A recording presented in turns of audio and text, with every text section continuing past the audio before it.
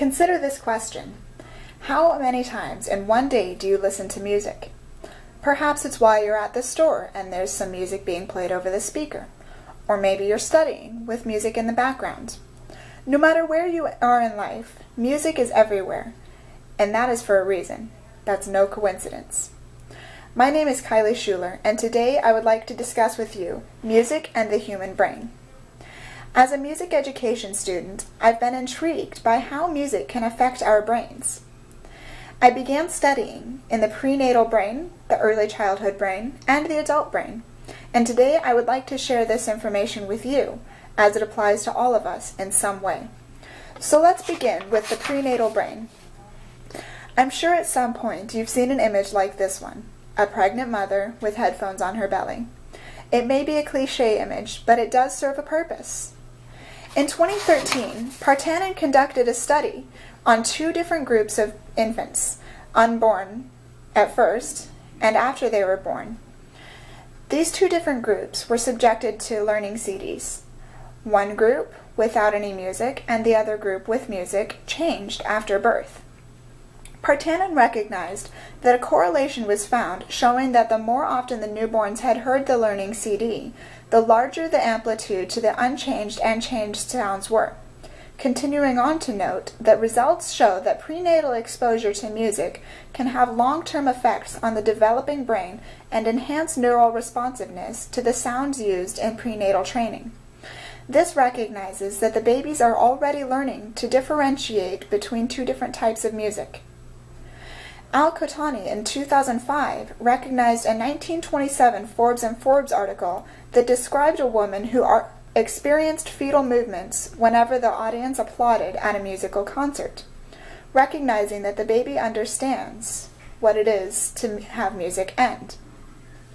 Area in 2012 recognized that infants born to mothers exposed to music during their pregnancy scored significantly higher on the 5 of the 7 BNBAS clusters, including habituation, orientation, range of state, regulation of state, and autonomic stability.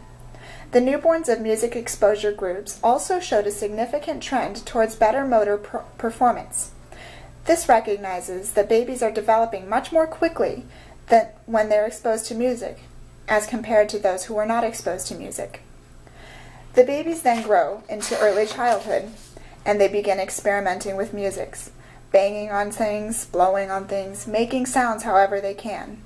It may be annoying, but it is for a purpose. In 2012, Geist recognized that music research is showing how music therapy techniques can support learning outcomes, such as in literacy and mathematics. They discovered that research indicates that 97% of students had sustained attention and 90% of students completed teacher-directed tasks accurately during music therapy intervention. This meaning that music can help a student develop in areas that they did struggle with in the past. In 2004, Scott noted that asking children to read and write music without giving them a chance to explore sound is just as absurd as asking children to read and write before they have experimented with language.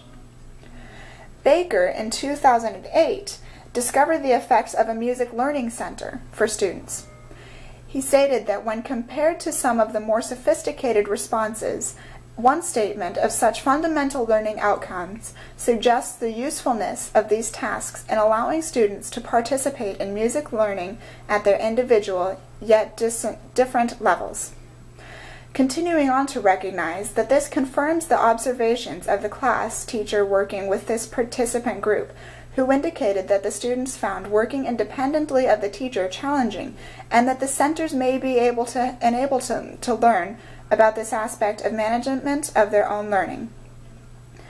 As children grow and develop, they become young adults who learn in different ways, yes, but music has already been an effect on them.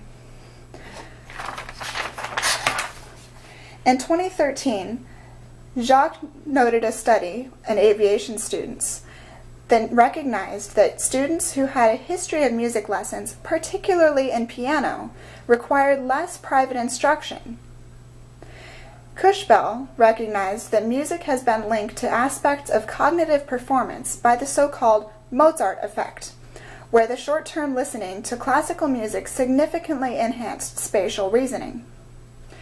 Kurzweil went on to recognize that the main finding in a study about different breaks, considering active gaming, eyes open resting, and listening to music, found that the different effects of active gaming as compared to passive eyes open resting and listening to music on the time course of working memory performance, and that after gaming, subjects showed a gradual decrease of the memory performance over the course of the task compared to the two other break conditions.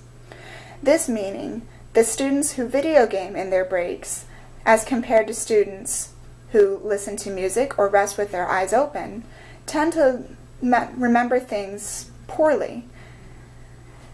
Straight, in 2015, recognized that school-age children and adult musicians demonstrate more distinct prefrontal response variability with attention than non-musicians, recognizing that there is in fact a physical difference in the brains of people who are musicians versus the people who are not musicians. Straight went on to recognize that music training, when associated with the variability of prefrontal auditory evoked responses, recorded over the course of the selective auditory attention task, recognizing that the brain responds differently to different tasks. In 2012, Zhabowski recognized that musicians have a significant planum temporal asymmetry that is oriented to the left side. It is connected with an increased communication between the brain hemispheres that is created by fast motor movements of both hands. This recognizes the difference between musicians and non-musicians in the brain.